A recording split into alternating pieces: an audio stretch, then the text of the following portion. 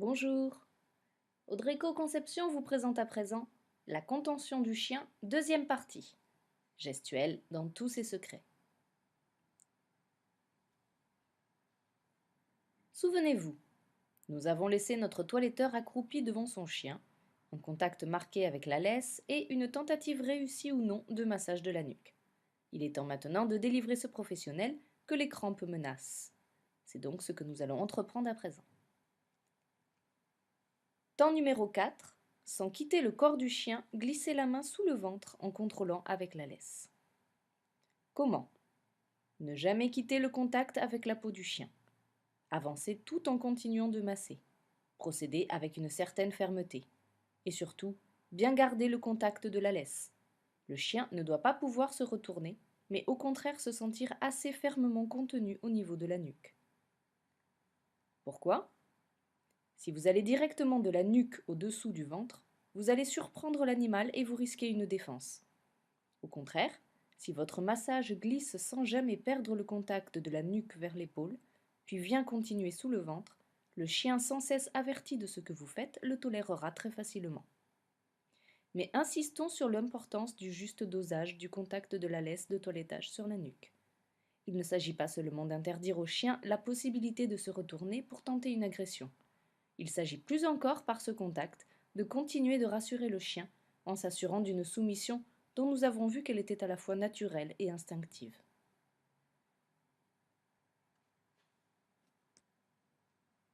Temps numéro 5.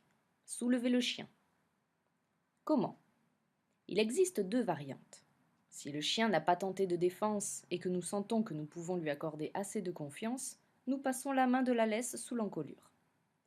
Mais si nous avons le moindre doute, nous soulèverons le chien porté sous le ventre mais retenu par la laisse.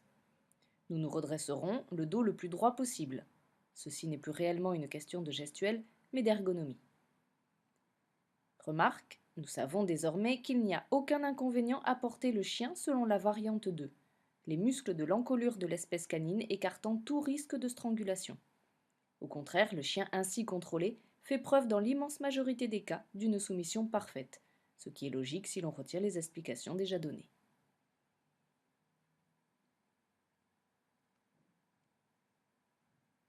Temps numéro 6. Posez le chien sur la table de toilettage. Comment? On pose en fait les antérieurs sur la table, mais tout en faisant en sorte que ceux-ci restent aussi allongés que possible. Les postérieurs ne doivent qu'effleurer la table, mais sans laisser la possibilité au chien d'y prendre un réel appui. Il faut, en arrivant à la table, s'être saisi de ce qui constituera l'attache ventrale de la table de toilettage, la saisir fermement et ne plus la lâcher. Pourquoi? Pour un chien qui n'a pas l'habitude du toilettage ou qui ne s'y montre pas soumis, la réaction normale et naturelle, une fois posé sur notre table, est d'en vouloir descendre le plus rapidement possible, et dans l'attente de s'y tenir dans la position d'équilibre la plus sécurisante possible, c'est-à-dire vautrée. Il nous faudra alors réagir et combattre cette position comme la disposition d'esprit qui l'accompagne nécessairement. Mais une gestuelle appropriée évite de donner au chien l'occasion même de mal se comporter, ici comme ailleurs. Le chien est ainsi maintenu sur la table et soumis à un contrôle absolu de notre part. Il reste sécurisé et calme. Numéro 7. Attache rapide de la laisse de toilettage. Comment? Les points clés sont, d'une part, de garder un contrôle suffisant de la laisse pendant que l'on fixe celle-ci, et d'autre part, de ne bouger sous aucun prétexte la main fixée sur l'attache ventrale. À surveiller, la laisse de toilettage une fois en place doit interdire au chien la possibilité de se retourner et de tenter de nous agresser pendant que nous allons fixer l'attache ventrale.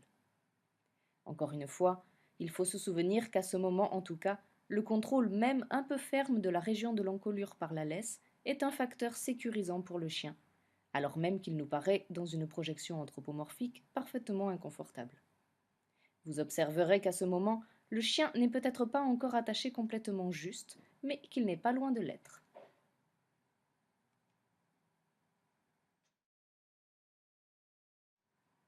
Temps numéro 8. Fixer l'attache ventrale. Comment? La main qui tenait la laisse est libre désormais. C'est elle et elle seule qui doit agir.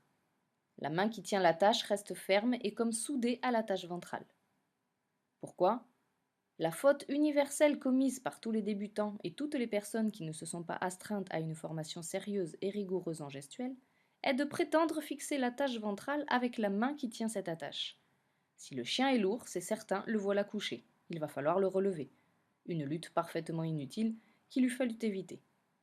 S'il est léger, le sentiment d'instabilité qu'il ne pourra pas manquer d'éprouver tout au long de votre manœuvre va l'inquiéter, parfois jusqu'à l'affolement, et tout cela, encore une fois, bien inutilement.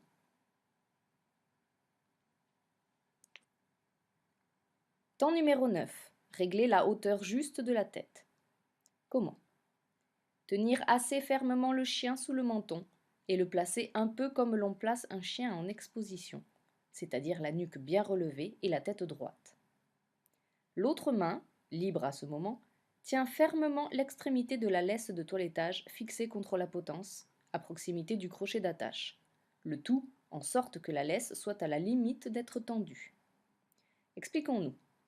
Si vous ne tenez pas le chien sous le menton pour régler la longueur juste de la laisse, et si vous prétendez donc le faire avec cette laisse elle-même, vous ne saurez jamais si votre chien est attaché juste, car dans tous les cas, et de manière parfaitement naturelle, l'action de traction que vous exercez entraîne de sa part une réaction d'opposition. Le chien vous donnera l'impression d'être attaché trop court, son menton fût-il sur la table.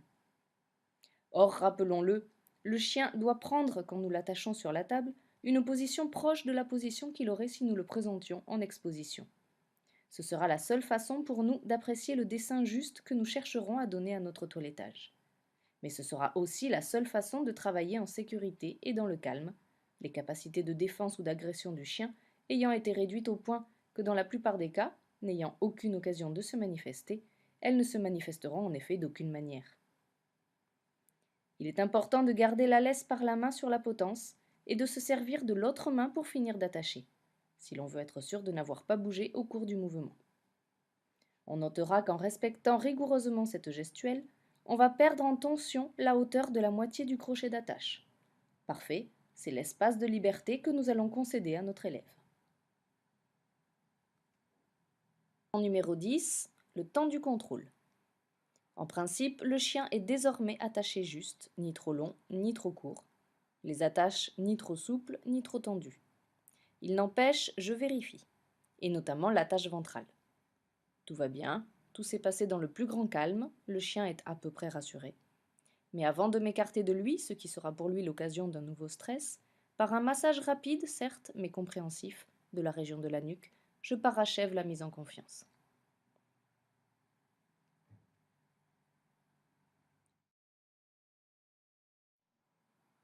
Conclusion.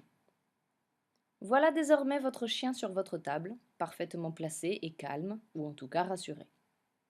Bien entendu, un très grand nombre de sujets peuvent être mis sur la table dans d'excellentes conditions et sans que vous n'ayez rien respecté de ce qui vient d'être décrit.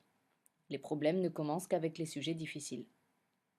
Mais le respect d'une gestuelle juste ne va pas vous permettre de venir plus facilement à bout des cas les plus difficiles, mais de faire en sorte que vous ne sachiez même pas que tel sujet aurait pu se montrer plus difficile si vous l'aviez moins correctement entrepris.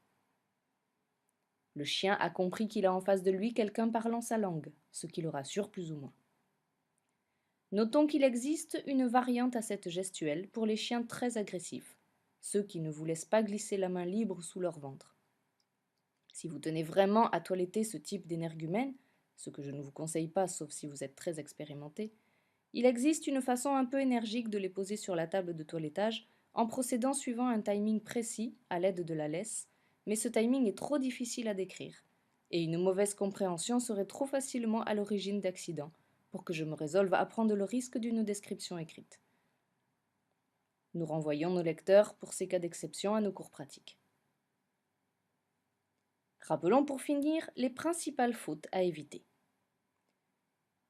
Se pencher sur le chien, ne pas avoir préparé la tâche ventrale, lâcher trop tôt la tâche ventrale, régler la laisse de toilettage sans tenir la tête du chien et ne pas vérifier la justesse des réglages.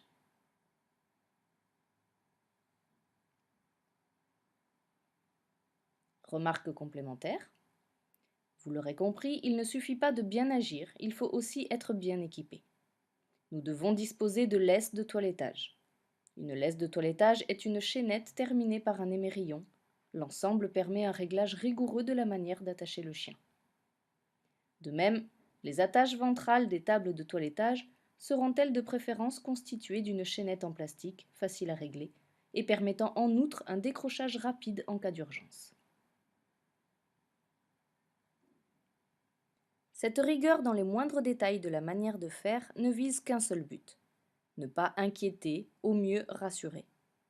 Dans un prochain entretien, nous essaierons d'expliquer encore plus en détail en quoi une gestuelle rigoureuse agit de manière aussi positive sur le comportement. À bientôt donc, et merci de votre attention.